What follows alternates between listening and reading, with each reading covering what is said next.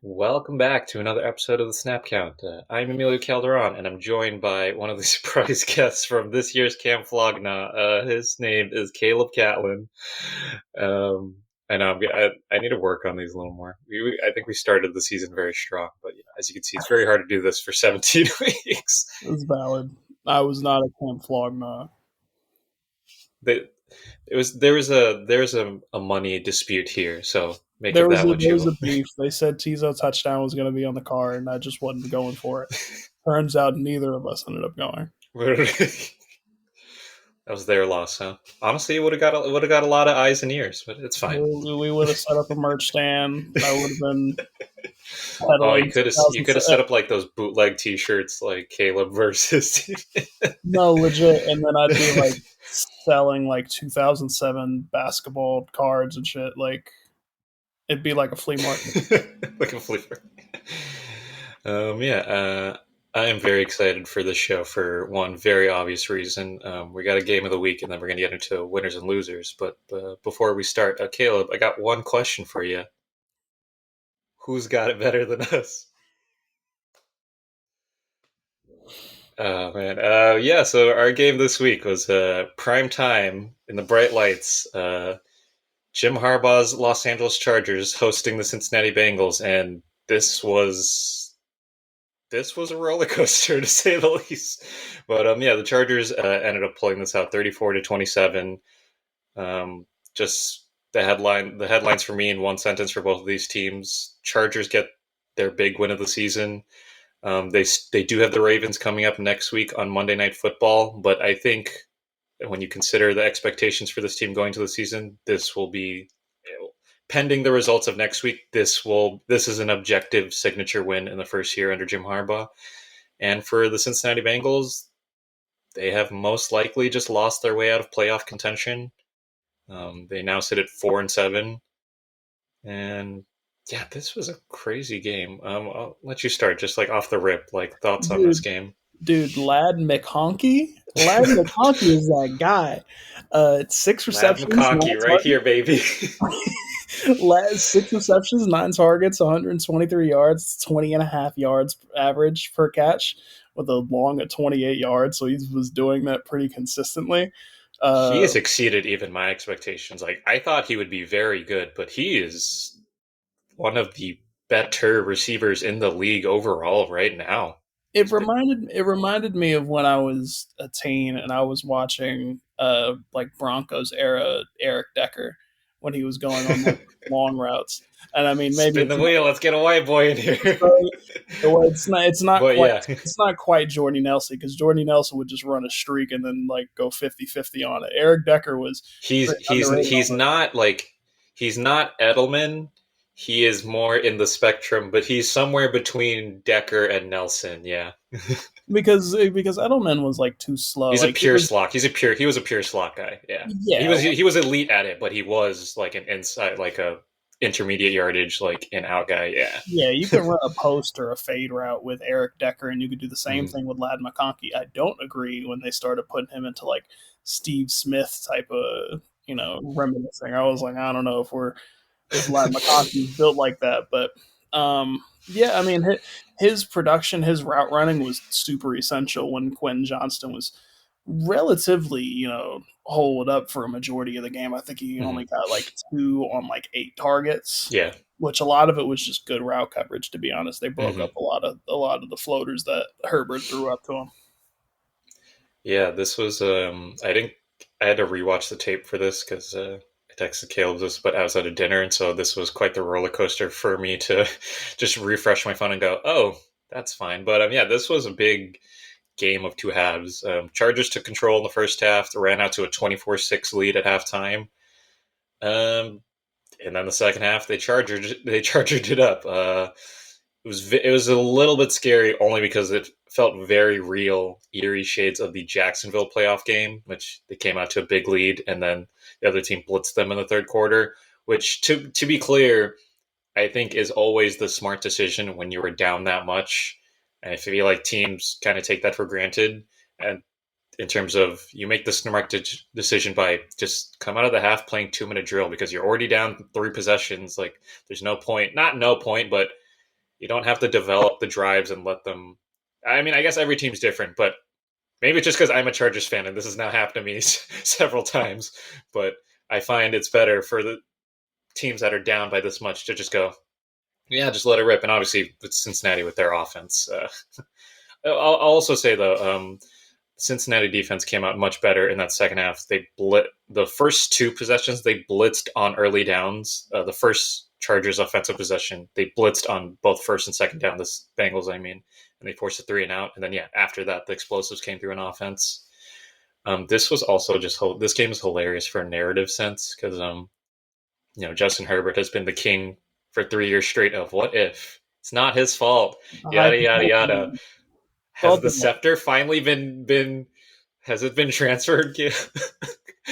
I'm not gonna lie. I feel like I'm biased, so I I think the Chargers are great and Herbert's great. Obviously Burrow is also great, but I feel like this game will not manage to appease anybody who has doubts about either Herbert or Burrow, and now it's just both of them are now they're the hypothetical together man, bro. co-ruling in the land of what if.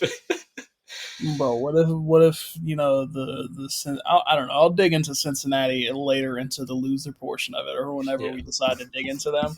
yeah. I wanted to also mention that the Chargers secondary came to play, even though they had to deal with the T. Higgins comeback game, who Mm-hmm. spazzed out 9 receptions, 148 yards, and a tutty.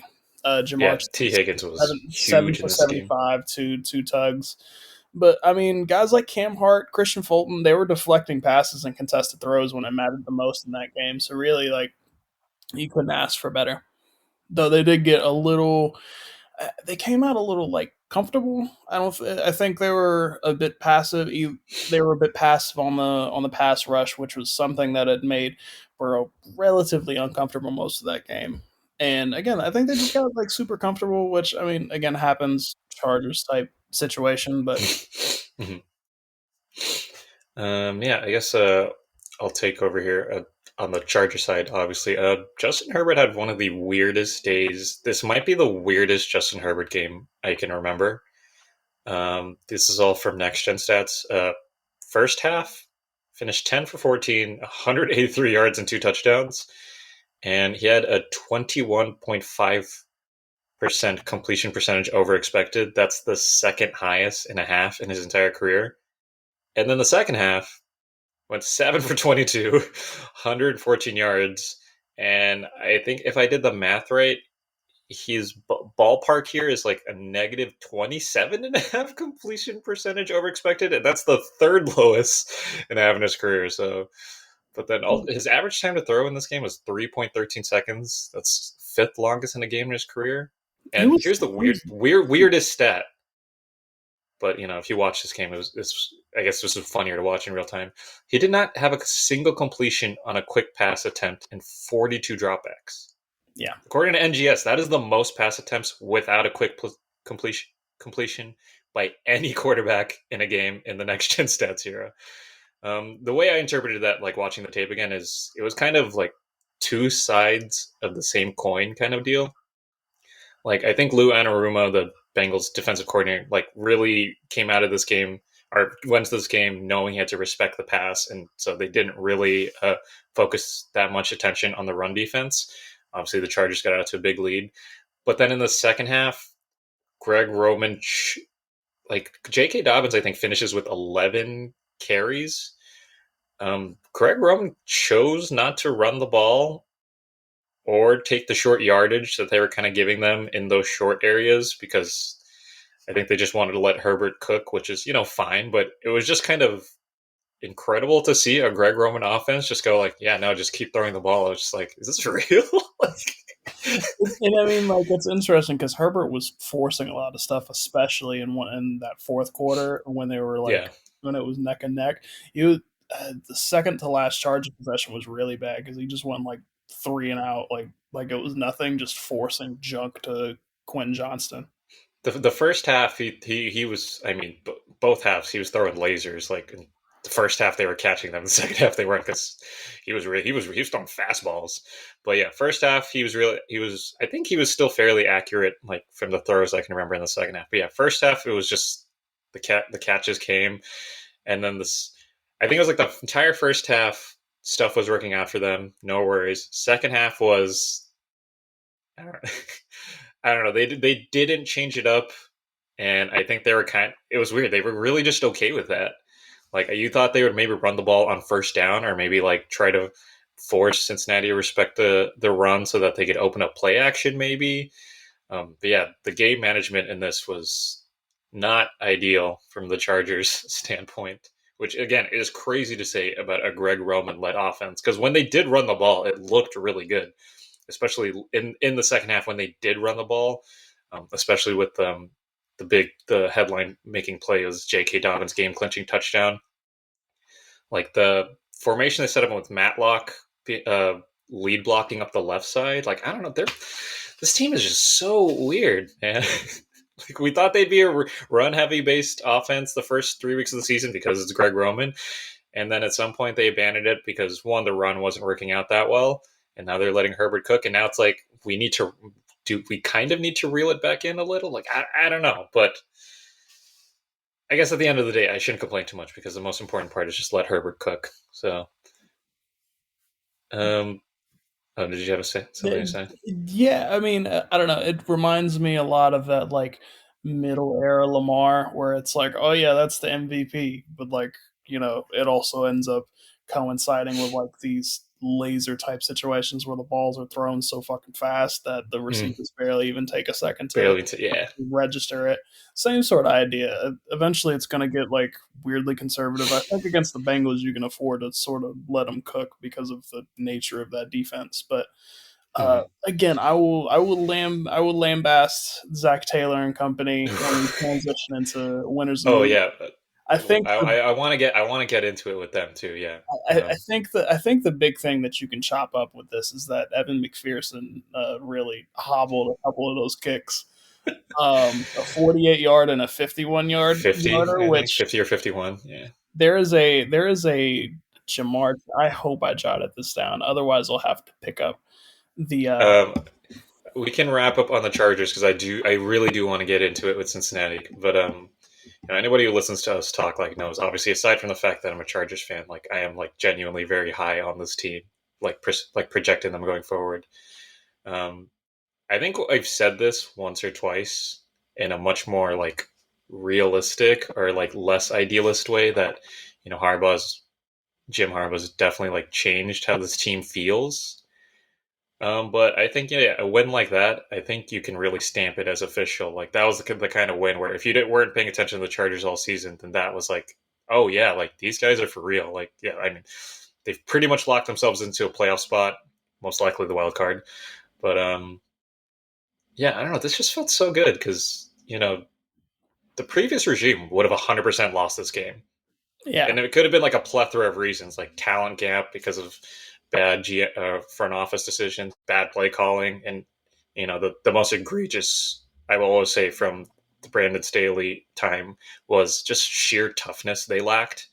But this game like is a different type of toughness. Of they got punched in the mouth in the third quarter, and it still didn't look good for the first half, for the first 6-7 minutes of the fourth quarter. Like I really thought they would lose that game, but yeah, the last 5 minutes, the defense like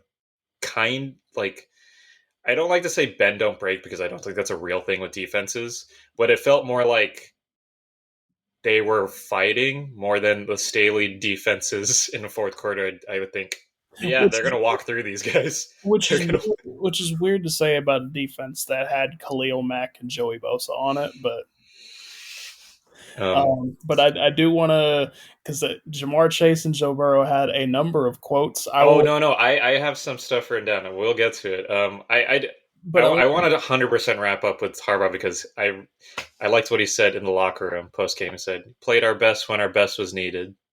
And then he also like went out of his way to address the SoFi crowds, which in his last year, Brandon Staley was, and these crowds did not have a great relationship. But yeah, the crowd for the Tennessee game was pretty energetic. And Harbaugh in his post game he said, "Hopefully next week will be even better. We just want to put the kind of football out there that that people get excited about, and I think our fans are excited about it.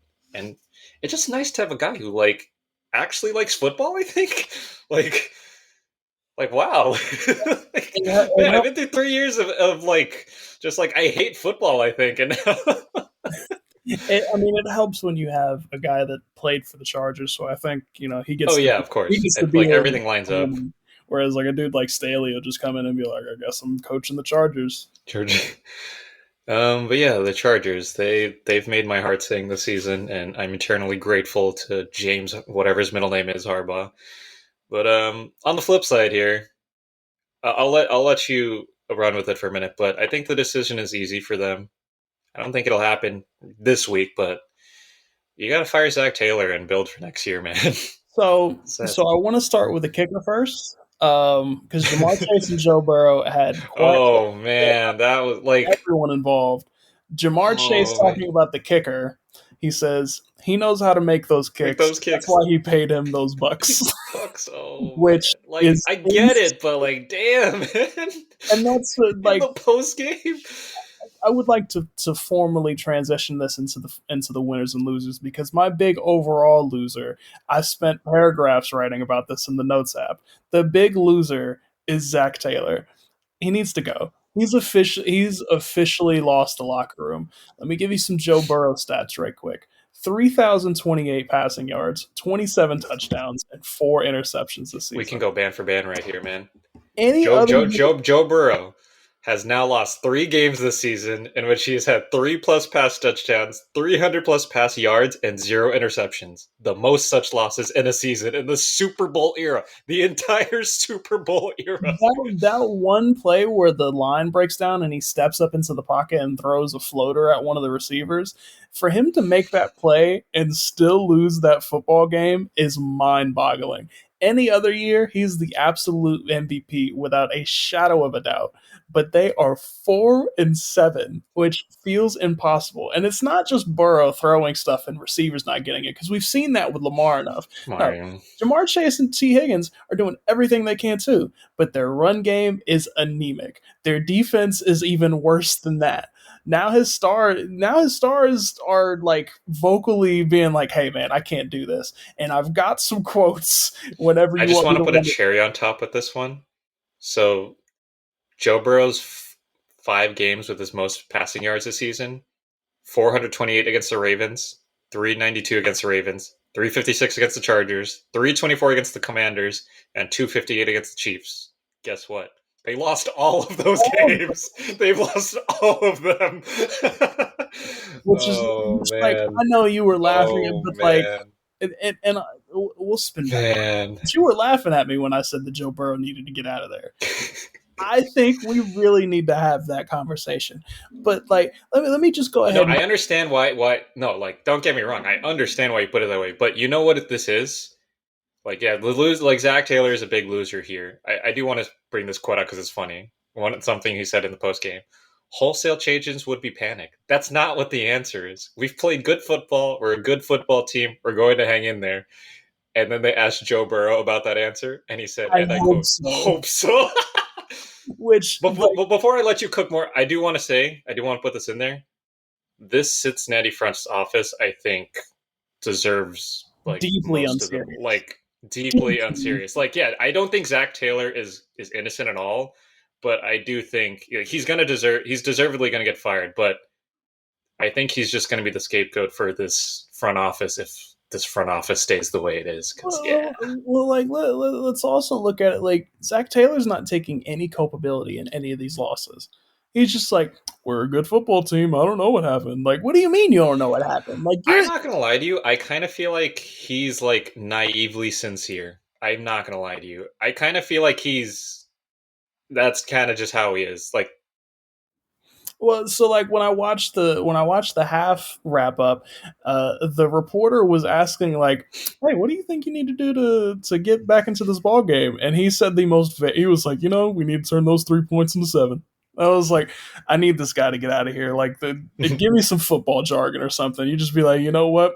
Need to score the football. Like, I like legit started having worries. I was like, they might need to kill him in that tunnel or something. It's like he's not giving any answers as to what they need to do. And mind you, it's not just Joe Burrow that's not buying this. It's Jamar Chase isn't Jamar, buying it yeah, either. They asked him about the late game situations, and he immediately chucks it to Zach Taylor. He said, "Ask Zach, ask the coaches. Don't ask me. I play football on the field. I don't call plays for us." That's nuts. So I said it before, and then folks looked at me crazy. I'll say it now. Burrow might need to get out of there. Jamar Chase might need to get out of there. T. Higgins is probably already out of there if the extension drama is any indication. All those corners that got denied their extensions that played pretty good this game, they're probably out of there too because they don't want to spend any money. So that front office is deeply unserious. We'll see if they move Yes, on. We'll see what their move is because they're clearly going to clear house on the coaching front. I don't know we if think. Yeah. I don't know if I feel like I can uniquely empathize with Bengals fans here because this literally just happened to me. And it's not that the head coach is like, again, totally like absolved. It's more that I think the front office is slash ownership, like let's take it all the way. The ownership is letting the head coach take the fall for a deep rooted failure that isn't just like a limited amount of fingers to point. It's like this is really deep rooted. Like, I'll go like all the way up to to Duke Tobin, who's the director of player personnel. Like I got curious and because I haven't paid 100% attention to the Bengals, so I looked up their 2021 defense and like it's just crazy that you let from that 2021 defense when they made the Super Bowl. They let Larry Ogunjobi, DJ Reader, Chidobe Awuzie, and Jesse Bates all walk. Like that's fucking insane. I'm sorry, that is malpractice. You have like letting like one or two guys walk is like it's the NFL. It's a business, But letting all of those guys walk away and shouldering all or putting all the burden of the defense on Lou Anarumo, who will also get fired, and ultimately I think that's like so undeserved because I think he's done as good as he can with how untalented this defense is, and then also Trey Hendrickson, who is out here getting double-digit sacks in a incredibly like wasteland like defense. Like, dear God, man. And mind you, Ugh. you're seeing these guys make an immediate impact. Like Jesse On the Bates teams like is the only guy that's good on that Falcon secondary. So I mean that's familiar territory for him to be in. And DJ Reader also making a big impact for the man. Lions. So like I mean, Larry Ogunjobi doing it in division in Pittsburgh, and then this season too, they bring in Geno Stone from Baltimore on a cheap deal, hoping he could recreate what he did in that Baltimore defense. Which again, last year's Mike McDonald Baltimore defense was elite. Obviously, did not work out because it's not the same at all. Oh man, it's a larger culture issue that I've yeah, sort of had a strange feeling about since the Carson Palmer, Andy Dalton days, where it's like, yeah, they're good, yeah. That's no, a. Mm-hmm. they're not like great. So They're okay. Yeah, they're okay with that, and they're okay there's, with that. Mm-hmm. there's a few different places that I imagine they'll go. I think the Bengals is one of the few places that Ben Johnson would mold I was just about to say, for. yeah, I And to keep the offense guys happy, especially guys like Jamar Chase, who's like, I'm not happy with the play calls and blah blah blah blah blah. I think you could appease, at all sides by hiring Ben Johnson and letting him start there. mhm. Ultimately, I think Mike Vrabel seems like the biggest layup here. Not I think only they're the two like most not deserving candidates, or candidates that make the most sense for not sure. not only in like shifting the way that defense operates, but just the overall culture in Cincinnati. I mean, you Like see we this. just talked about with Harbaugh in Los Angeles. Like, yeah, it's Yeah, clear that like hell, this. Dan Mhm. Campbell in Detroit, where Detroit had like no culture going for it, and you install a guy who immediately wants to alter the perception of the team. Yeah. You got to have somebody like that instead of like again. It seems like Zach Taylor just got to go soul searching because he's not like none of the guys on his team believe it, and he doesn't take the fall for any of it per se either. He's just like, I think we're a pretty good football team. Like, nah, that doesn't really answer any of the key issues that the team is always going to have. I want to put something out there. Cincinnati next year. Head coach Ben Johnson, defensive coordinator Robert Sala. I'm not mad at it. I kind of I don't know. Like obviously, like like coaching. I do think for what Cincinnati are right now, you need to prioritize any head coach, and I don't care who else he hires. Like not like I don't care, but like a guy who takes his guys and installs a culture. But like on But paper, I would also like to note that the Jets only have won one game since firing Robert since Saleh. firing Robert Saleh, who I still feel weird about defending, like I would Well, like to be extra clear. I didn't think they should have fired him. I think they just needed to be better, but then they fucking fired him. They fired him going into a Monday night game when they were playing for the lead in the AFC East. Like, what were those guys thinking? I would like to Oh, say that the Jets have like lost the ability to tackle a football player ever since he left. Like I watched James Conner absolutely just devastate the Jets who their main calling card was like, "Hey, our defense is pretty strong." Now they can't tackle anybody. So like sad, man. I don't get it, but back to those Bengals, it's over. It's over Back for to yeah. It's over. And I think like if the coach doesn't do it, legit, if I was Joe Burrow, I would give those boys a deadline. I would be like, hey, like, if y'all don't get this shit together in a season, I just gave you the best season of football I could give anybody in the league, and we have a losing record. At yeah, I some think point, something's got to give, and if like in a weird way, I'm it's not that totally means yeah, I'm not like totally panicked only because I think it's so clear what you have to do. Like it's like actually so like as an owner, like it's I think it's easy. Just fire everybody and then you just find a guy that'll make your team like I don't know. Of course, owners are not billionaires are not real human beings, as we know. So maybe I forget that part too. But Uh, uh, okay, just to fantasy cast a little bit. Where oh, would what do you you got for me? where would you want to put Joe Burrow and Jamar Chase respectively? Because you're obviously not getting them on a package deal without like Oh, that's what I mean. Yeah, I don't know. catastrophically blowing up your. That's what I mean. It's so, I think this is an incredibly easy decision for Cincinnati's ownership group to make in terms of just fire this coaching staff or regime, and then you have to install something new. Like next year could be painful, but like you need it for the long term future of your franchise because it's either that or like you trade guys away and then you're restarting, which Indulge me a little bit though. Where would um if they had like if Joe Burrow went tomorrow and be like, y'all need to get me out of here this off season. Same thing with this off season. yeah. Where would you fantasy cast them theoretically? Fantasy cast them. I know you're the. I mean, this is a compliment. You're the creative thinker here. Because I So mean, I'm gonna look at over the cap right now, and then I want to see what cap looks like. so I've got like I rough mean, ideas. Obviously, I was pitching this before the Linsanity Darnold run, um, yeah, the but Vikings I think are the they make Vikings. sense. They Well, not they only that, like kind of have the money for it. JJ McCarthy's knees are Okay, well, yeah, like I'll give you.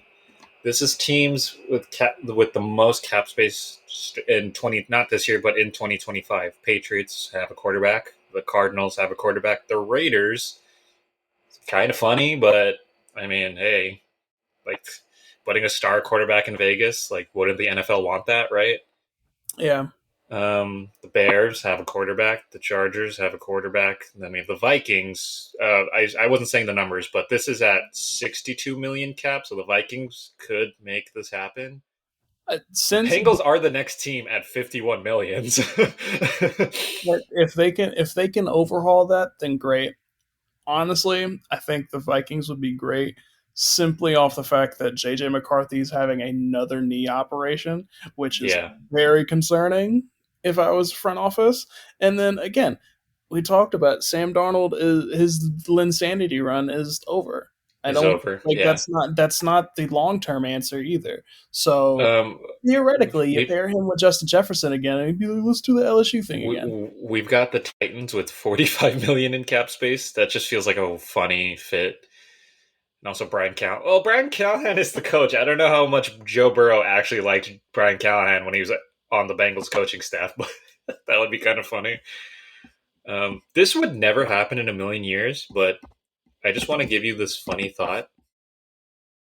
The Jaguars have $47 million of cap Oh, space. I what it like. I mean, that's What another if they situation. swapped?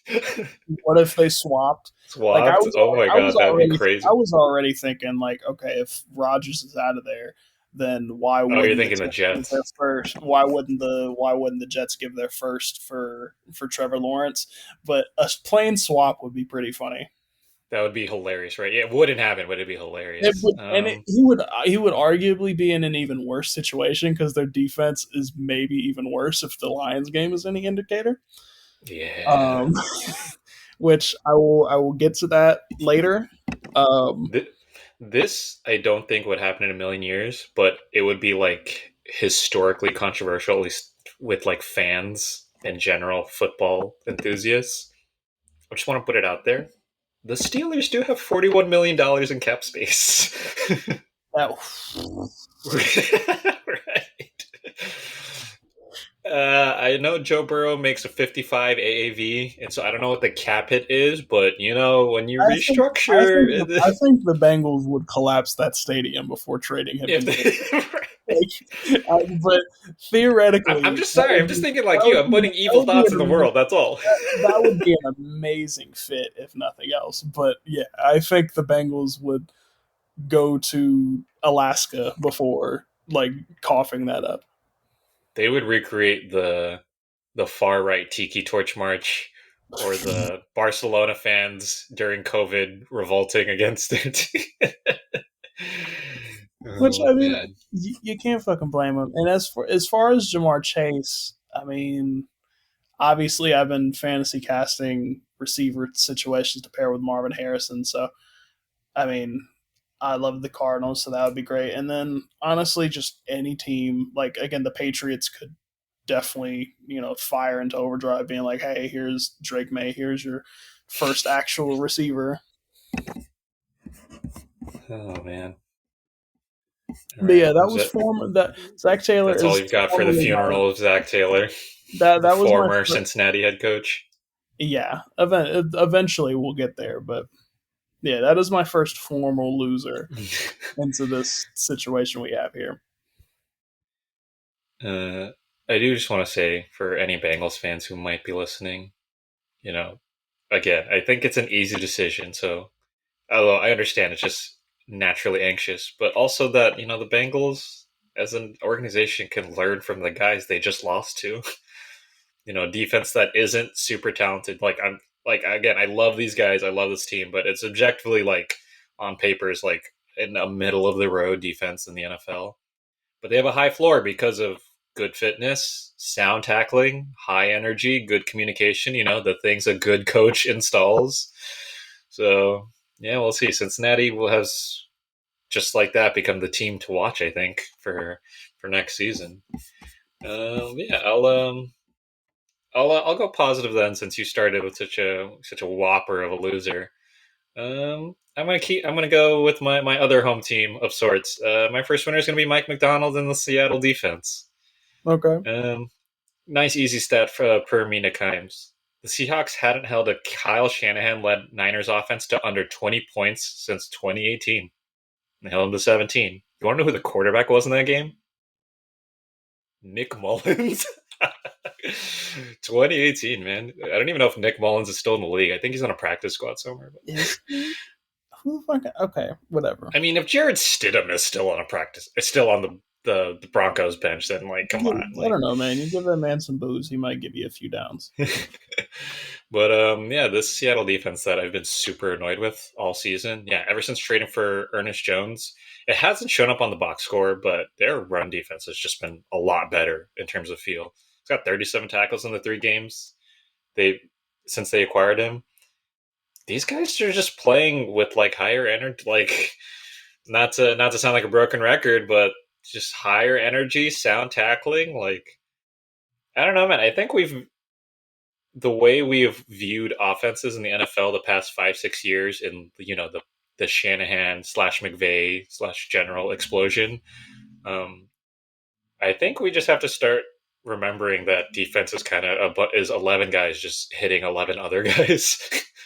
Because yeah, the Seahawks defense has looked a lot better with Ernest Jones getting downhill, and also with Byron Murphy like fully healthy. Like they've looked really solid. Their secondary still worries me a little bit. Devin Weatherspoon, obviously very good. Reek Woolen is kind of like Jekyll and Hyde right now. But yeah, these guys look very solid right now. And God bless these guys because the NFC West is so insane right now. And I'm looking forward to how that race shakes up. Um, Especially these next few weeks. Like the Seahawks, we'll get to that, but like there's a couple key divisional games within these next few weeks. mhm. Yeah, that was Um, my first winner. Who have you got next? I will start neutral for the next two winners that I have because there are Neutral. two. These are the ones after that are incredibly chaotic. Okay. I will start pretty calm. My first winner is Quinyon Mitchell, rookie cornerstone. Yes. Oh man. See. His immediate stats doesn't immediately it doesn't like jump off the page or anything, but I Nah. I Fuck all that number shit. I got eyes, man, and that dude look. That boy nice. That I boy nice. Man. you had to keep in mind that how much Terry McLaurin does for that Washington Commanders offense. Mm-hmm. So when you limit him to one reception and only two targets, period, for 10 yards, that says a lot. It fundamentally altered how that game was played. You know, you turn Mm-hmm. the most dynamic offense, one of the best offensive play callers, you turn them into a check down team to Austin Eckler and leaning a lot on Zach Ertz. I think, you place all that on a rookie. I don't know. You can't help but call a winner on that. That boy, nice. Oh, you mean a Cliff Kingsbury offense after Week 10 has devolved into checkdowns? Ooh. Okay, I'm gonna keep my lips tight because I think he did do a great job the That's first so mean. few weeks of the season. But oh man, we've seen this But before, and their, the only thing I will say is we've seen this before, and I hope it goes differently this time. their schedule gets easier. So Yeah, if they stay the same, if they stay in that ballpark, then I'd like raise my eyebrow. If they get worse, that's when I'd be yeah. like what's the deal here? But yeah, that's the first one. That's one of two easy winners that I have. Once I get after that, it gets real nasty. Okay, I'll balance you out then. I'll give you my first loser. See Atlanta Falcons, all of them. Man, you got two very next gen's doing heavy lifting for me on this one, but the stats are kind of eye opening. Uh, the Falcons defense pressured Bo Nix only 5 times. They got one sack on 35 dropbacks. That was a season low 14.3% pressure rate. They had already entered Week 11 generating pressure on a league low 27.4% of pass plays. And in this game, not a single pass rusher generated more than one pressure. That's incredible. On the flip side, Kirk Cousins was pressured on 30% of his dropbacks against the Broncos. In those dropbacks, he went 2 for 6 for -2 yards, an interception, and he was sacked 3 times. Granted, from a clean pocket, Cousins went 16 for 21 with 175 yards. Through 11 games, Cousins has already thrown 8 interceptions against pressure. That is his most in a season since at least 2018. Yeah, the Jets and the Falcons. You got to come outside and bear your shame, man. This is not good, man. Okay, This is not good. so I will stick with that game. Then I was hoping Oh yeah, I know who the winner is I because was I had hoping him too. this off was so easy, but Bo Nix has been a pretty good quarterback. I want to throw you some stats. I'll let you off the hook a little. I put it's Bo Nix, but in parentheses, and I mean this seriously, not to be funny. And Sean Payton. Like this is a 2 horse thing. I want to throw you some stats. Um, since week I've four, got some crazy stats. since week four, 66% pass percentage over almost 1,700 yards, 14 passing touchdowns, 188 yards rushing with two touchdowns, and he even brought in one receiving. And he's only got two interceptions during this time period. Now, I want to preface this because I'm not going to go all positive on Bo Nix because I can't stand Well, him. this is His comp has been a little up and down. Some of his best games in this time has been against like punching bag squads like the Panthers, the Raiders. But and then not to mention he had a stinker against Baltimore and New Orleans, which those are two very beatable defenses. Even if Baltimore was hot during that time, but Mm-hmm. the latter is pretty inexcusable to me. But he honestly had a good game against arguably the best defense in the league with the Chiefs. So like it kind of Mm-hmm. felt like hard to grade. All that said, fucking smoked the Falcons in his best game during this Yeah. period. 28 for 33 on 307 yards and four touchdowns. Four That's touchdowns. 11 yards per throw. Atlanta's secondary really is just that bad. Like They suck, man. Oh man. their zone coverage is brutal. There's so many glaring pockets where, again, it's not even like these huge, play. It's not even these huge breakdown situations where like Bo Nix will leave the pocket, but he'll just make a real They're just simple, like not good. he'll throw like a simple 12 yarder, and oh my gosh, there was Like one. guys were getting open in zone coverage like the entire game. Like it didn't Yeah, matter whether they were going in or out break in, like whether it was like short or in like the second, third level. Like, I yeah, dude. I think My about God. that touchdown with Lil Jordan Humphrey where it was two guys just sat right there, and then Lil Jordan Humphrey Yeah, they're just like flat footed and all they around like both of them, and he was just stuck in the middle. Um, Felt legitimately insane. And then there was another situation where Bo Nix tossed one up to Cortland Sutton, and he went up. The commentary called it a jump ball, as the Falcons corner had his back turned and did not even pretend to. I forgot who you were talking about a few weeks ago, but this exact same thing happened where It someone got happened a touchdown. again. Like they just Yeah. I think it was David Njoku against the Ravens, maybe. yes, Yeah. it was the Njoku. So the same thing happened to the Like Falcons. it's a good catch, but it's just like he's like hugging the guy because the guy's not even Right, looking. Yeah. he's Oh trying to man, like tackle him before he even has the ball, so he's not even contesting the play at all. And stupid. it's a large indictment that Mm. these very glaring pockets that even the most average quarterbacks could take advantage of. Jesse Bates is not going to be enough to save you in these secondary situations, and their pass rush isn't much better, which makes Bo Nix comfortable enough to slide out the pocket and make throws off 1 foot. Like this is fucking NFL Street. I have some stats that are so insane they don't sound real to me. Again, I would like to be clear. I picked Bo Nix as a winner, but these are very backhanded stats. This first set is from Next Gen Stats. 3.6 air yards per attempt. 3.6 air yards. But because of run after the catch and how the game ended, 9.3 yards per attempt. Like, counting for the run after the catch. So the air yards was a career low, and the yards per attempt was a career high for Bo Nix. Um, and this one feels. When people like think advanced stats sound made up, like these sound super made up to me. These are from Ben Baldwin from Running Backs Don't Matter. Bo Nix in this game, 0.57 EP per play. That's in the 96th percentile of all games since 2018. His average depth of target, 4.1 yards. That is in the bottom 3 percentile of all games since 2018. Like, what was this? Like, yeah, this game was insane. Like, the Falcons' defense was just like, man. Which is why I put in parentheses and Sean Payton because yes, Bo Nix was really great in this game. I do want to specifically shout out all the touchdowns. I think were just really well designed, like easy throws. Like they drew up easy throws for Nix. But Yeah, there's a crazy throw on a bender over the middle. I don't know if you saw. I think no, you sent me this or I sent you this to Devon Vele, like right yeah. over the middle, over Ricky Grant. Like I was like that throw made me go, whoa, like whoa, like where did that come from? That was objectively the best throw that Bo Nix has made in his NFL career so far. That was nuts. But yeah, three. I wrote out three of the four touchdowns were really well designed. Two of them are wide receiver screens.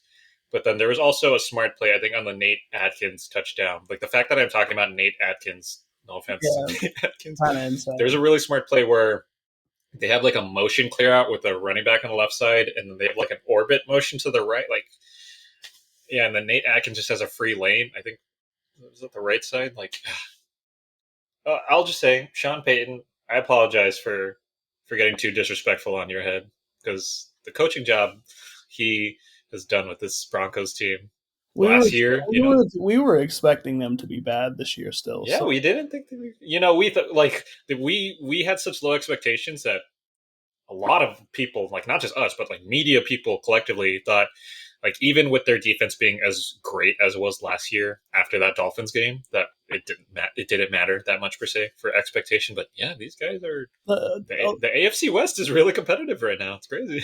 I think I like the NFL so much mostly because it allows me to be wrong in situations that like I usually Yeah. expect Mm-hmm. to be right. Like I don't know, they always subvert expectations in a way that's good. I will say somebody that did not subvert my expectations this year. My next loser, the Jacksonville Jaguars as a collective unit need to die. Uh, Again? they need to like I didn't expect Again? I didn't expect to put them again. I was like, okay, but like I watched that game and I looked at the stats and I started to get like angry inside. I started to feel really resentful. Like a lot of this has been like mean, sort of like pointing my fingers at them. Now I want to burn down that stadium. Like this is inexcusable football. They need to disband this team and give Oakland their team back again, or they need to ship again. They need to ship those boys to like Chile or something. Like I don't know. Like this shit is over. Yeah, we Tra- got a little. You put a little spice in there. That was crazy. Travis Etienne rushed 12 times for 27 yards. That's 2.3 yards a run. And of course, Mac Jones is never going to make this shit shake while Trevor Lawrence is gone. But Trevor Lawrence has been awful this year too. So that wouldn't have stopped the bleeding. And I want to give you the numbers that really like set me over the edge. Because at first I was like, okay, like they just had a bad game. These numbers feel impossible. This is preposterous shit. 645 yards from the Lions to the Lions. Jacksonville's 170 yards of offense. I would like to add that is the largest yard differential in a game since 1978. 38 first downs to 10 first downs. The Jaguars only had the football for 20 minutes in total. That is pathetic. I, it's not just Mac Jones. Because trust me, I hated Mac Jones when he was in Alabama, and I hate him now. But that, like, I just felt bad for him, to be honest. Because, like, what are you supposed to do? The defense doesn't play, and you've lost all your options. It's just Brian Thomas out there and Evan Ingram. I saw a funny tweet this morning when I forgot who, I want to say it was Adam Schefter, but someone, because Gabe Davis I think has a meniscus injury, Yeah. and so they described him as not Bengals Jaguars standout Gabe Davis, and so I had to look it up to make sure he's got less yard catching yards than both Evan Ingram and Brenton Strange, I think. Yeah. Well, he's definitely, and he's got less than Christian Kirk, who's been out for 3 weeks already. So what the fuck are we talking about? I'm sorry to hit Gabe Davis with a stray there, but I'm sorry, I had to point it out. Uh, so I don't think I'll be talking about the Jaguars the rest of the year. I just had to mention that because they lost 52-6, there was no way I could have let that slide. Absolutely, Fair enough. especially like I don't know. You think like okay, we're going to be conservative and we're going to run the ball. They couldn't run for shit. Like I like you. You elevated it from like what would have been casual water cooler talk. That's what they call it, like in yeah, the 20th century in offices. Like, we're just making small talk. This doesn't matter. But they lost so humiliatingly. You had to point it out. I had to point it like it's not just like It's oh man, valid. it's It's bad. valid. It's Okay. like we're not watching the Panthers here. Like Yeah. The Panthers, you sort of feel like apathetic about it. The Jaguars Yes. make me angry because people like expected things of them, and mind you, I didn't. But just the mere fact that it got to this level of bad, it makes me frustrated watching football and watching teams that are bad still give a shit about playing the game. Like, say what you want about the Panthers, they give a shit every time they hit that field. Say what you want Yeah, about they're the just not Raiders. good. Yeah, it's The different. Raiders still play good. The Jaguars don't give a shit about playing the goddamn game because otherwise they wouldn't have only put up 6 goddamn points. Oh man, poor Travis Hunter.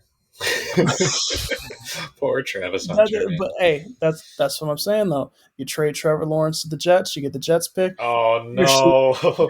you pair AP on the wrist, perfect Oh, that's timing so with Travis gross. Hunter. That's funny because I only have one more. It's a loser, and it's a joke. Well, I saw this funny tweet.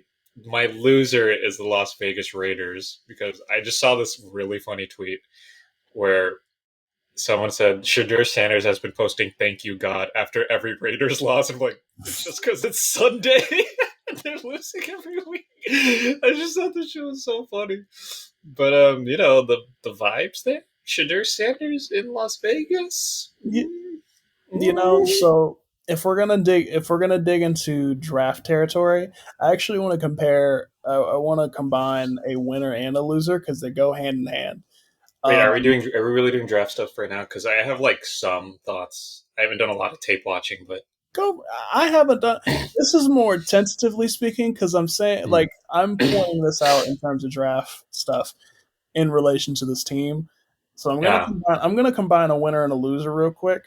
Um, I just wanted to say I think Cam Ward is getting overrated, but I think he's clearly the number one quarterback in this draft.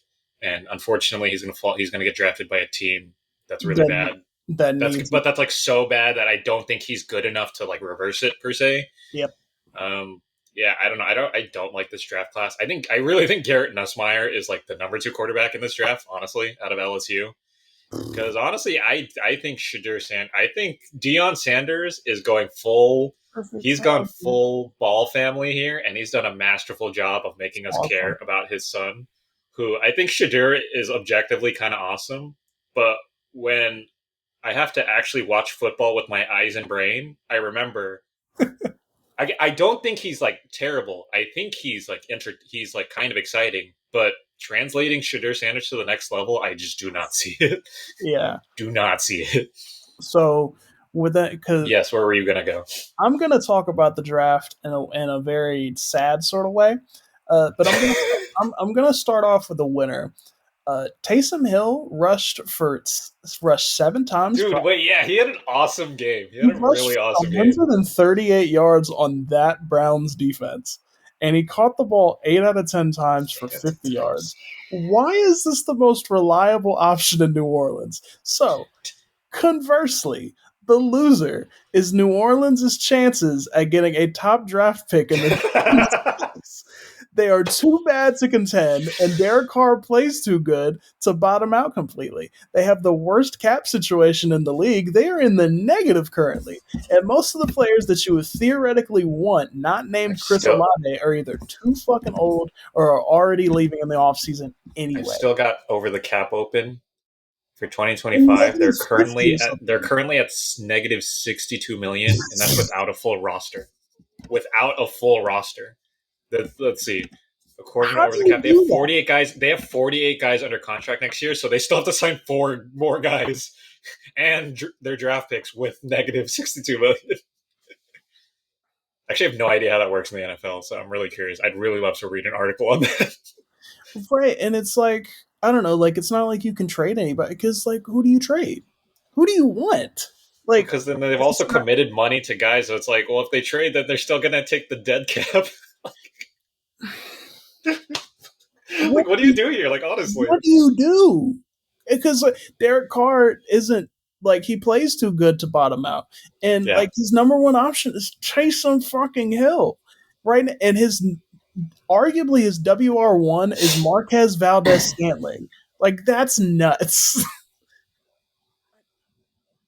So yeah, that's where That's I how want weird New to Orleans talk is. about the draft because I was like, That's how wow, weird New Orleans is that Marquez Valdez Scantling actually looks kind of all right. I was like, what am I watching? Like, that's like not a real football team either. he Like, basically different from the Jaguars. Like, they're trying, but it's also like, why and how? yeah, he basically took the same like he's running the same routes that Rashid Shaheed would theoretically be running. So I don't really know if this is a Marquez Valdez Scantling thing versus Yeah, like a Derek Carr it's needs to valid. chuck the ball downfield to somebody and go run a streak. But yeah, I, they're gonna get like the ninth pick in the draft, and we're all gonna feel real sad because they're not gonna be able to do anything with that. They're probably gonna draft like an offensive lineman or a defensive end that I mean, gets they like need it. Yeah. way too overpriced or I overvalued mean, rather. I really loved this past year's draft because I really genuinely believed in a lot of talent being there. in the first 2 or 3 rounds, and a lot of teams like there weren't a lot of glaring needs. And this next draft, I think, is going to be grossly entertaining for the opposite reason that we have a handful of totally dog shit teams and a talent gap. Not that there's not enough, not a lot of talent, but after the lottery guys, I don't think there's a lot of home runs per se. Yeah. I know you said you haven't been watching a lot of college, neither do I, but I don't know. I'm just like picturing like the only slam dunk in my head is the Cowboys drafting Ashton Jeanty. If they don't, we need to like legitimately shoot Jerry Jones. I'm sorry. If they do not draft Ashton Jeanty, I'm sorry, man. That is ridiculous. That would be ridiculous. You know how I feel about drafting like running backs too high in the draft. But So even you can agree. Even you should be able to agree. Like, come on, man. Like like how I bad, mean, how embarrassing this Cowboys team has been. at this rate, just excites your fan base at this point. Yeah, Like, like on it, yes. just let them be happy about it. Like, if I were the Cowboys, I would clear house with a lot of their guys anyway. But like, just off pure excitement, just to make them like care and make them be annoying in the offseason, being like the Cowboys are finally back, blah blah blah. Like, sure, whatever. I Hmm. would be trading Trevon Diggs, and Mhm. I would see what people would give for Micah Parsons. I would do that. Ooh, wow. I would do that and just draft a whole bunch of edge guys, linebackers. I would just rehaul that defense, especially See, but since that's what I mean. I think the talent is like this year's draft. I think is excruciatingly top heavy. Like the number one or two guys in positions I think are great. Like Mason Graham, the defensive lineman out of Michigan. I think he's a rookie starter. I think he's an immediate starter. And then what is it? Will Johnson at corner. Like Johnson, I think is a better corner than Travis Hunter, but Hunter just has like the Colorado PR machine going strong for him. Not that I think Hunter isn't good. I think he's great, but yeah. but yeah. And then after them, I think that's a lot of like day two guys in terms of corners. And yeah, But defense, I don't really know a lot at, off the top of my head. There's at this rate, man, I would do that. Like, I would just be like, hey, let mhm. me get a bunch of like really good, really solid day two type of linebacker edge guys because again, you're never gonna have a shortage of like edge rushers that you want. My perverted thought for this upcoming draft is I want to see a team dumb enough to take Carson Beck outside of the seventh round. Because I'm sorry, man, that guy is not. He's one of He's those. not going. He should not be going in the first. I'm going. I'm going LeBron here. Not one, not two, not three, not four, not five. Like I'm sorry. Like not like that's a sixth or seventh round quarterback, man. Like do He's one not of spend he's a one of those crucial pick on guys. that guy. Yeah, he's one of those guys you pick up where it's like, yeah, we're trading him for cash considerations. Like that's one of those type of guys. It's like Um, a no those tweets that are like a dude is bad when they refer to him as a former first round or second round pick. broke out the Jarrett Culver package. That's crazy. The Jahan Dotson. Oh man. Um, did you have any more winners or losers? No. 'Cause Are you? What about you? You I had wrapped up. I had one more winner, Did one more? and Who we got? this was my long former. This was my long form type of deal. Oh yeah. Um, Who we got? I think Mike Tomlin is a genius. And I think that Oh, I Steelers mean, defense is unbelievable. There were some very obscure and abstract sort of decisions that he made late in that fourth quarter that I paid attention to. He was really good at halting Baltimore's momentum, which I think really helped Lamar get out of sync because a big part of his gameplay, and I think the Chiefs were good at doing this in the playoffs last year. It's really being able to halt their momentum either with like big edge rush plays or even something as simple as like calling a timeout. Anytime that Baltimore got into something, especially in that final Baltimore drive, Mike Tomlin with the 2 point conversion, they were about to get into play, and Mike Tomlin called a timeout, and the next play stopped that and nipped it right in the butt. Mind you, could have been a miscommunication thing between Algalore and I think it was Aguilar and Likely. I think. Yeah, I know what you're talking about. On the left, they were lined up in duo on the left side. Yeah. yeah, and mind you, they Nobody. Yeah, and like nobody was even in reasonable target range. right. So like Yeah. that lets me know that like Baltimore like ended up trying to re-rack their coverage instead of redoing it. So that let me know that Mike Tomlin's really good at throwing Harbaugh and Lamar off of their whole offense out of sync where it's like, oh, now we got to like second guess what they're doing because clearly the Steelers are gonna like plan for that, and it's a whole thing. But it's really subtle what Mike Tomlin does, just schematically. I want to note something that he said to a local Pittsburgh radio station that covers football. You know, this is his quote. You know, the thing I Hmm. always talk about, what makes him special, talking about Lamar, the plays he makes outside the pocket. He's got 400 plus yards passing outside the pocket. He's got 9 touchdown passes outside the pocket. That's number one in the league. His quarterback rating is 123 outside the pocket. And so not only do you have to rush this guy, but you better not let him escape downhill via the run, and you better not let him escape out around the perimeter because he's dangerous in both instances.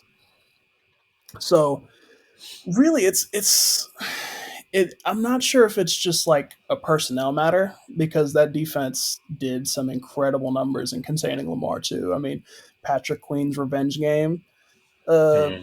10 tackles, one for a loss, and a forced fumble. Cam Hayward got 4 tackles, 2 pass deflections. TJ Watt got 3, 2 for loss, and a sack.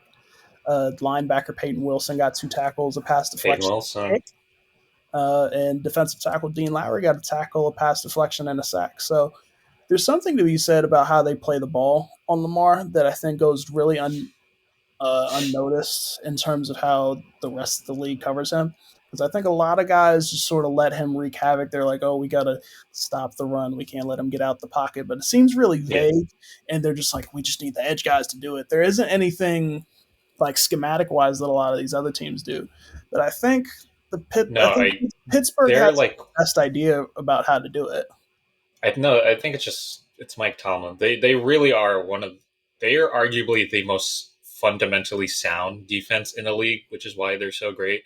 Because Yeah, I remember us having a conversation about the Jets earlier in the season and why their run defense was so bad, even though they have Quinn Williams, who I think was playing well up to that point, whenever that was. But their problem is they had the same problem that I always bag on the 49ers defense for this, is that they are really great at getting to the quarterback, and that shows up in the numbers. But then what they're doing is they're not setting the edge, and they're like leaving those lanes open. So when you end up facing guys like Lamar, yeah, or I don't know, like a Jaden Daniels, like anybody like that, then it's like, yeah, you don't have any lane discipline, and then guys will just scramble, and then it doesn't yeah. matter And if you like got to the pocket because they're moving the pocket anyway. Yeah. Yeah, and that was something that I was like paying attention to when I ran back the footage because I was Hmm. able to catch that second half, but rerunning that footage, it looks like the Steelers just do a lot of simple stuff. They call a lot of contain coverage where their two edge Yeah. guys do like real sharp end goes into Lamar's pocket, and because their front line is so strong, Lamar's like instinct to step up and then like run through it isn't always apparent. So he ends up like kind of getting real discombobulated. It allows for very rare sacks on the most agile type of guy that you have. I think this sort of coverage places a lot of faith in their secondary, and it did Hmm. start to crack apart in certain instances, especially in that final Baltimore possession.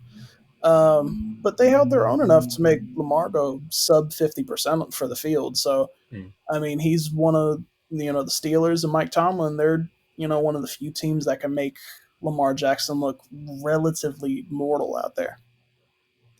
Yeah, I think Mike Tomlin's defense in Pittsburgh, and frankly Jesse Minter's in Los Angeles with the Chargers, I think what they have shown this year is that scheming to quote get to the quarterback. I'm not going to say something dumb like it's overrated, but those are two defense that again are built on sound fundamentals and especially depth. Because the Chargers, like again, even without a lot of big name guys, the guys who get when you get to like Morgan Fox or Tito Agbonia and D tackle, like those guys are still producing in terms of plugging gaps or stopping the run. And same thing with the Steelers. Like, yeah, you shouted out Peyton Wilson, who I think has have been one of the best defensive rookies in the league this year. And then I shouted out somebody earlier. Oh, Nick Herbig, like at edge rush. Like, yeah, they've got guys that even if it's not coming from Watt or Queen, that yeah, they're just super sound, and they don't beat themselves. I think is the number one thing too. Like they don't get trigger happy and like they don't like go heavy on the blitz and let like elite quarterbacks beat them like over the top. Like you have to beat them like the way they want you to beat them, which is just like you got to hit them in the mouth, and Yeah, It's clear, like so far this season, there have been very few teams willing to even try to hit them in the mouth. and perhaps this is maybe a bit overblown, but I did notice particularly that whenever they do start to collapse the pocket on Lamar, they do like real subtle, like just swipes up in Lamar's vision that allows for some of his passes to get Yeah, that's what I mean. Like really great sound fundamentals, stuff like that.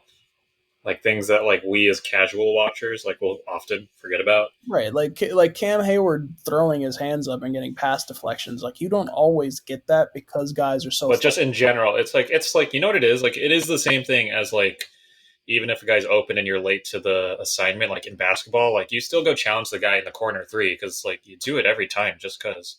So Yeah. like, because like frankly, it's like you look like we're talking if we're talking about competitive basketball, it's like then you look like an asshole if you just like oh he's open, let him take the shot.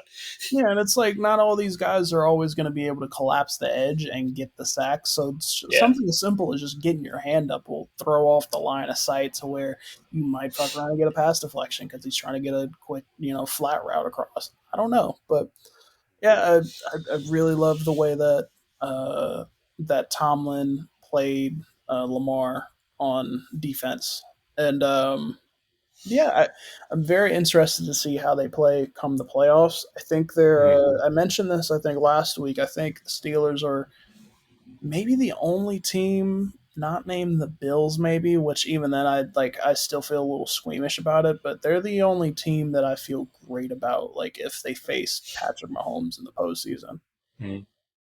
Because they have that, like it's the same sort of principle. I think Mahomes is a little sharper of a passer and knows, like I think his feel is a little better, but even that's a bit abstract. I think the Steelers just have the sort of personnel to make a very, dry, clumsy sort of Chiefs offense that has been surviving these games. I think they have the unit to be able to persevere that.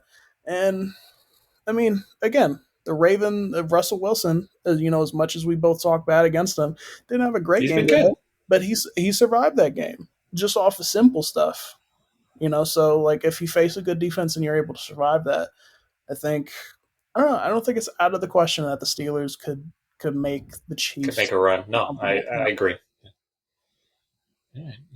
That wraps us up, I think, for winners and losers. Which means we're heading to the 2 minute warning. There was a lot of good. There were handful of good options this week. Um, I do want. I would have liked to expand more on this, but I think it goes without saying that like I would have chosen Ravens Chargers, but I feel like we kind of know the deal at this rate for the stakes for both teams. Okay. Well, who have you got for this week? I am fascinated by the NFC West, so I picked the Mm, Cardinals and the Seahawks. I yeah, think that's a pretty key divisional game. I'm interested to see if that Cardinals defense. They just came off of a bye week, so I'm curious if they're able to keep the momentum off of a great game against Rodgers and the Jets. I'd argue that the Seahawks offensive line is worse, but Gino is also is significantly better as a quarterback than Rodgers is this season. So it might equal out to where Seattle might be able to overcome some pretty aggressive, Cardinals defense. But yeah, and it's yeah, funny. oh, go ahead. You sent you were the first one to send me this, but Connor Williams retiring from mid-season from the Yeah, Seahawks. And yeah, it was for their reasoning they've given is personal reasons, so we don't know. So it could be a health thing. But his replacement, Oluwatimi, he actually looked really good in that game too yeah, against the 49ers. Well, it actually looked quite good. I don't think he gave up a single pass rush win, which is crazy. yeah. I was gonna say they came off of a real tough 49ers game that they like barely survived. So I am curious to see how they play the Cardinals offense that we talked Yeah. about last week. You mentioned the very off and on sort of Seahawks secondary, and that was the big highlight that I had going into this because I think the secondary should be key in whether and how on how the Cardinals play them. Because I don't know if James Conner's brand or run of rushing is going to be able to. I think that'll be the big thing to watch in this game. Like already mentioned, Ernest Jones, and then we've been mentioning Byron Murphy all season for the Seahawks defense. And so, yeah, I think the run game will be what decides this for. for Arizona, but just generally the outcome of this game. Yeah, if they can't get like the rush, if they can't get the rush game, like down pack, I don't know how comfortable they're going to be challenging that Seattle secondary. Mhm. I had two other games written down, and they also happen to involve NFC West teams. I couldn't pick one because I just think they're funny. The 5-5 49ers are away to the 7-3 Green Bay Packers next week. Yeah, And both of these teams have the weirdest vibes. yeah, I The don't know Niners are like better, are definitely better than 5-5, and the Packers I think are deservedly 7-3, but also they like scare me it's because weird. They shouldn't feel like, I don't know. They've looked weird since letting go of Preston Smith. I'll say that much. And I don't know if it was just the constant of having him on that rush, but I don't know. I think they have somebody that's like pretty important out on that secondary too. I forget their name, but um, yeah, weird Packers team, especially they this should is a be weird this is a weird bowl. they should be like one of the four best teams, and I just don't feel great about it. I guess They they're like still the Packers right now for very different reasons, but like similar vibes are kind of giving Mike Vrabel Titans or like you're an 11-win team. That's cool, but like I don't know how much I trust you when we get to January and February. You know? Yeah, I was gonna say they like had the sort of Texans sort of syndrome that they're having right now, where it's like, yeah, we're like good, but we're like losing obvious setups. We're barely surviving Or we're against. in tight games with teams that like we could really just be winning against. Yeah, and I mean that's one thing that you can give up to the Lions. Like they come, with the same intention that like either you're going to make this a great game or you're going to get ran over. Yeah. The other game, which is the only NFC team we haven't mentioned this week, is the also 5-5 Los Angeles Rams. They're hosting the Eagles, which I think is a very interesting test for this Eagles defense that has suddenly looked not like total ass. Yeah, you shouted out Quinion Mitchell. Like, yeah, Quinion Mitchell and Cooper DeJean have like really come into their roles. Mitchell, especially, I think he's like a legit CB1 right now. He's looked really great, and also the guys in the box, like they have a lot of talent on paper. But those guys like Nakobe Dean had a great game last week against the Commanders. Um, this also gives me like such weird, funny vibes because I was I was pretty ready to give up on the Eagles like at an early point in the season, and they've now won six in a row. I don't know off the top of my head, but they're hot right now, and it's not just the offense; it's the defense too. If anything, I think the defense has been more significant in terms of like impact on their like um yeah, and the Rams are just like they've been weird all season because all I feel like so many people, us included, had high expectations for them, and they're still doing really well given the. Granted, everyone gets injuries, and especially this year, they've been a lot. But the injury luck they had at the beginning of the season was like historically bad. And yeah, now they're 5-5 in a very open division. To double back on those Eagles, I was talking. This makes me a little disappointed, maybe because I didn't want Sirianni to survive another year. To be frank, I mean, yeah, we've and I very openly. we were eating. Me and the family were eating dinner, and Thursday night football was on, and I asked my pops pretty bluntly. I was like, maybe I'm tripping. Maybe you see something that I don't. But what is Nick Sirianni like? Like, what does he specialize in? What is he good at? And he like his brow furrowed a little bit, and he was like, I think he was supposed to be a defense guy. And I was like, then why does their defense play like that so much? Like even like when they're good, they're great, and then when they're bad, it's like unrecognizable. Like if he's an offense guy, like I don't know. We talked about this. Like why do they have a We have talked about this at why length, why do, which is why it's fun. why do they have a pass forward offensive coordinator and they're running the ball so much? Like I just don't like understand like what the vibe is. But I mean, it's With pretty clear that Sirianni, you mean? yeah, it's pretty clear that. and I think this goes for how that Eagles Rams game is going to play out too. I think if Saquon has a great game, then it's going to open up Yeah, the rest of what they do. And if Saquon isn't playing good against the Rams, box setup, I don't know. Could the Rams could sneak away with it, especially because again Matt Stafford. Say what you want about his age and some of his tendencies, he's still one of the 5 to 10 best quarterbacks in the league yeah. with I think this is a good test for this Eagles with secondary. with two of the best targets. Like they abused the Patriots, and they are trying to set up Gerard Mayo and making him seem like the fall guy for something that is not his fault and not in his control, really. Oh yeah. They wanted Um, they were like, why didn't you double one of Puka or Cooper Cup? And I was like, okay, so you're either gonna let one of those guys get 200 yards, or you're gonna get something like what they got last game. So neither yeah. one. I just had to look it up to be sure because I forgot that. I remember that Sirianni was the OC for the Colts under Frank Reich. He was not the play caller, which that was funny. But I was trying to remember the years too. It was 2018 to 2020. So yeah, the Colts offense was like fairly good in those years. That was Andrew Luck's last year, and then his QBs were Jacoby Brissett and Philip Rivers. The Colts in 2019 and I 2020. I remember mean, those teams. yeah, exactly. So it's just like funny, like I never put two and two together. You know what it is?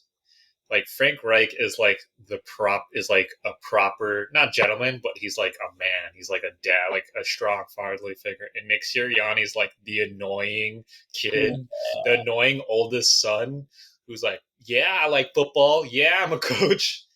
yeah. Yeah, that's I don't know. I don't know. I never put two and two together. Yeah, makes perfect sense. I also want to note that like most of those games, aside from the Commanders one, like the previous games before that, they hadn't really faced much anybody. Their schedule was like really breezy. So if they didn't win those 5 games, be a little fucking concerned.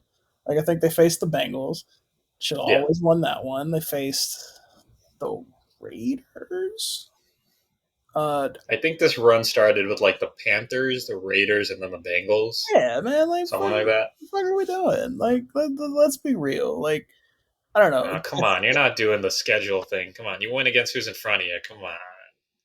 No, I because mean, I if we just did this with the Packers, that's all I mean. Like, I think the Eagles at least deserve some genuine credit for sure whatever they're because putting in the whatever they've started putting in the water since week 4 I or think week there's 5. I think there's some active decision making, sure, but I do think their schedule does call for a lot of stuff. If you play a lot of whatever guys, I think really it's just a matter of discipline at that rate. Yeah, I guess I don't know. The Eagles are just eternally weird to me because I'm still not sure who I think is more responsible for this team in terms of is it Nick Sirianni or Howie Roseman. But I'm not gonna lie to you, I'm like inclined to believe it's Sirianni just a little bit more, given how like Roseman has drafted the past 3 years. Like the Georgia meme will always be funny to me. Like just like a Georgia guy, defensive guy fell. I'm gonna draft him. I'm like, oh, okay, I guess. Would be nice if you actually drafted because you're like a millionaire executive and you have important decisions to make. But yeah, I guess that's kind of funny. Sure. Listen, you're either going to get a Georgia guy or you're going to trade for Jahan Dotson. It's never beating the allegations, man. Quinyon Mitchell, I think, is like the least famous guy he's drafted in the first 3 rounds. Yeah, I forget where he came from. Quinyon Toledo.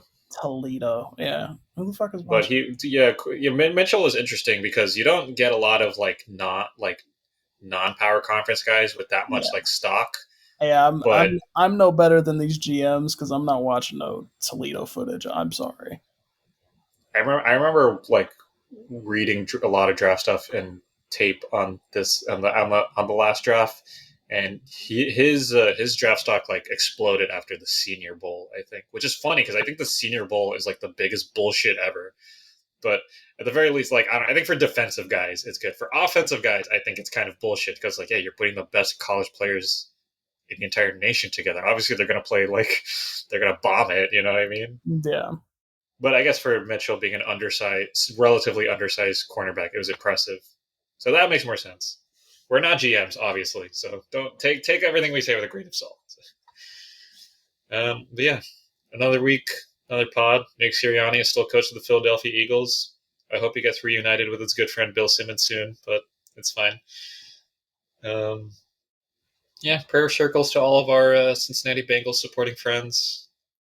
New York Jets and Atlanta Falcons, rest in piss. Do you have any prayers you'd like to leave at the altar? No, I'm not praying for any of these teams. No, I think they all need to experience an extreme amount of ego death, and then emerge from the ashes. I have no more thoughts. Just parting thoughts I wrote down. Ben Johnson to the Bengals. Mike Vrabel to the Jets. Where does Bill Belichick go?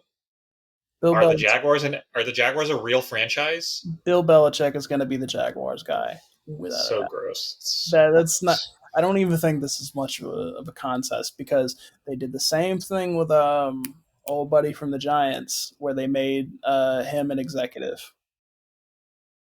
So I Where is think it? that the former Giants guy, forgetting Yeah, his name. we're talking about Um, Coughlin. Yeah, Coughlin, yeah, right? Was that yeah, 20? they gave Coughlin like real investment in the front office. So I think they're going to do the same thing with Belichick. He gets to work personally with Trevor Lawrence. Yeah, that's where I think that's going to go. I don't know about the Jets. I would be more inclined to say it gets flipped around, actually. I think Ben Johnson ends up in the Jets, and I think Mike Vrabel needs to fundamentally alter the culture in place in Cincinnati. So I think that alone, especially when you place him in the AFC North, like Mike Vrabel spiritually is an AFC North ass type Yeah, of coach. You know, him, Harbaugh, Tomlin, real grizzled, manly old guys. and I guess we don't care about the Giants or the Cowboys. Fuck them. No, like or like you know what I think, and this will depend on how the Commanders finish out the year. But if the Commanders finish strong and Cliff Kingsbury still looks good, I genuinely believe he might be a Chicago Bear. Oh gosh, look, I so I got so mixed up in this week. I forgot that Matt Eberflus is getting fired after Yeah, last week. yeah. I mean, Um, what do you say about the Bears? Like, there's nothing much to say about them. oh man, this is going to be a fun off season, man. It is going to be a lot of fun. Oh man, hashtag perfect timing. Oh, sorry, my left wrist. Hashtag perfect timing. Oh man. All right. Yeah, that was a fun one. Hopefully, I'm gonna manifest it now. Yeah, next week we're gonna have a lot to say about the NFC West. We're gonna get a good one again this after this week. But But I think no matter what, I'm going to win because the Cardinals are going to be what the Cardinals are going to be. I don't think they have to be number one in the division, but if they are, then it makes like I don't know. It's a pretty good place to be at. Whereas all the pressure lies in the 49ers. Like if the 49ers don't get it together, if the 49ers don't make the playoffs, I would legit like pull my hair out if I was Shanahan. yeah, I did think this. I know it's funny we're extending the pod a little with these random thoughts, but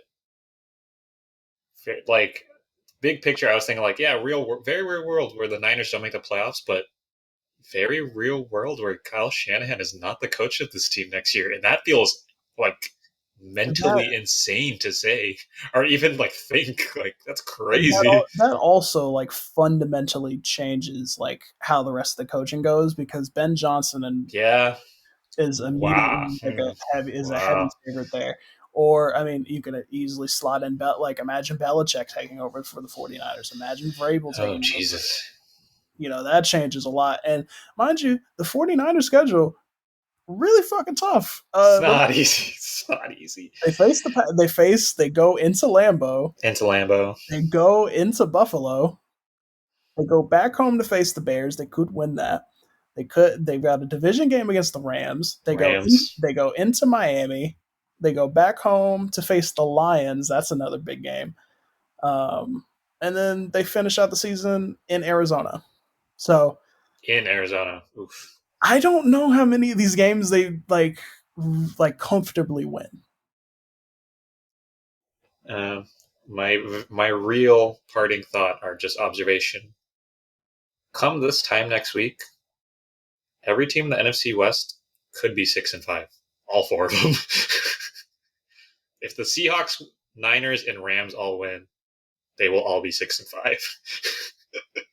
And it would be week 12. I think the Cardinals would still be number one though because they have the best division record. Best division, yeah. They would be 2-1 at that rate. Which if they're 3-0 in the division, I mean, watch the fuck out. Like You run the yeah, they would run the table on tiebreaker. Yeah.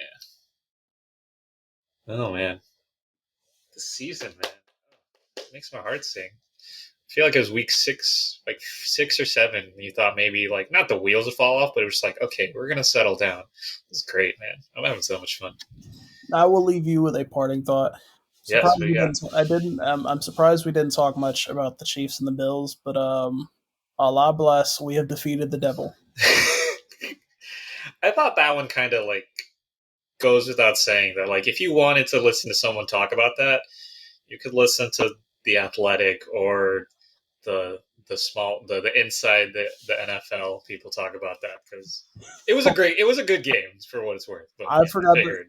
real closing thought. I forgot to bring this up when I had the tangent about the Jaguars. Uh, August 15th, 2023, the New York Times published an article where they posed the question: who would you rather be, the Detroit Lions or the Jacksonville Jaguars?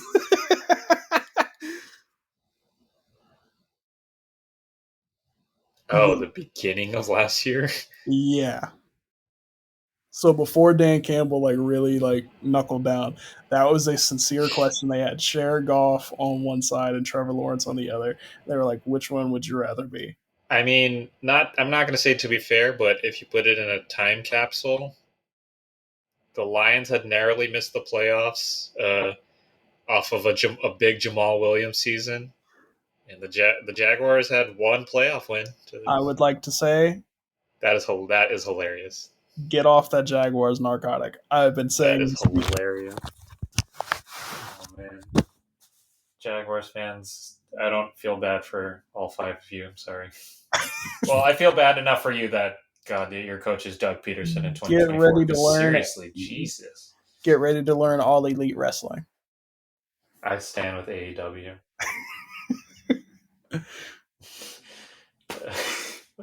On that note, thank you for listening. I just realized my phone was my mic and I actually threw it. Thank you for listening. Wherever and whenever you're listening, good morning, good afternoon, or good night.